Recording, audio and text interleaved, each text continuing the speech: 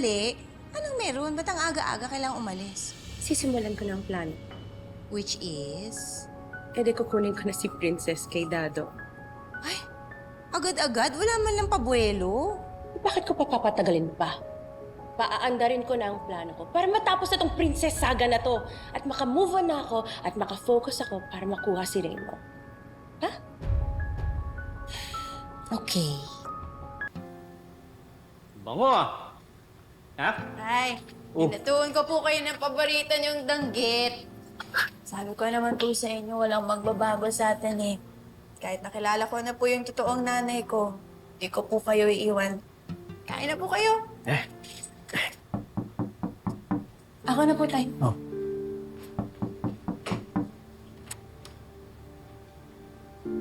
Ma'am Divina? Ano ginagawa mo dito? Pumunta ko dito bilang ina. Bilang nanay na nangulila at hinahanap ang anak niya. Na ngayon na nakita ko siya, gusto kong bumawi. Gusto kong gamitin ang pagkakataon na ito na ayusin ang mga pagkakamali ko. Princess, kinukuha na kita. Dado, kinukuha ko yung anak ko.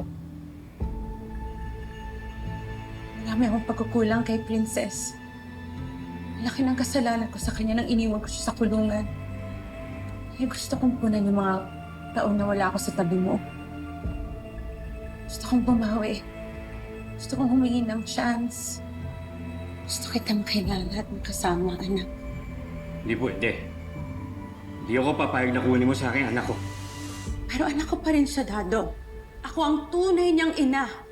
Ako ang mas may karapatan sa kanya, Dado. Gusto mo na lang iniwan ang anak mo dati. Ilang taon mo pinabayaan. Ngayon basta-basta mo lang kukunin. Hindi uubra sa akin. Dahil magkakamatayan muna tayo bago mo makuha sa akin ang anak ko.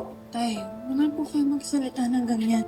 Princess, alam ko parehas tayo nang walila sa isa't isa. Pero ngayon na nakita na kita, hindi ba ito yung tamang pagkakataon para ayusin natin ang mga pagkakamali ko? Pwede ba? Huwag mong bilugin ang utak ng anak ko. Anak ko, Dado. Naiintindihan mo ba yun? Ako ang nagpalaki sa kanya. Unang salita, unang hakbang niya.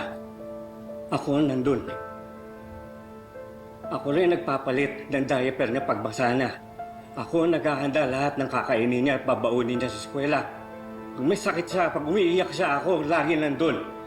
Ako rin ang tagapalakpak sa lahat ng achievements niya. Sa lahat ng nangyayari sa buhay ni Princess, nasaan ka? Pinanganak mo lang siya. Pero ako ang bumuhay sa kanya. Sobra akong nagpapasalamat sa'yo, Dado. Kaya ako naman ngayon.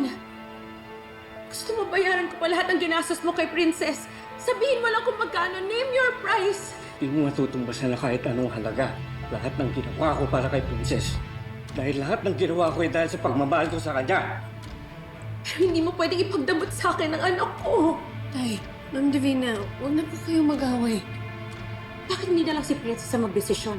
Nasa tamang edad na siya ngayon. Kaya na niya. Princess, matagal tayong pinaghiwalay. Ngayon nabibigyan na tayo ng chance na makasama ang isa't isa. Napakawalan mo ba yun? Ayaw ba mo kilala ang nanay mo? Bitiwan mo ang anak ko. Huwag mo na kami guluhin pa. Wala namang gulo kung hayaan mo kami. Halika na, anak. Please. Ano ba? Ano? Hindi mo pwede makuha sa akin anak ko. Talaga pa sinusubukan mo ako!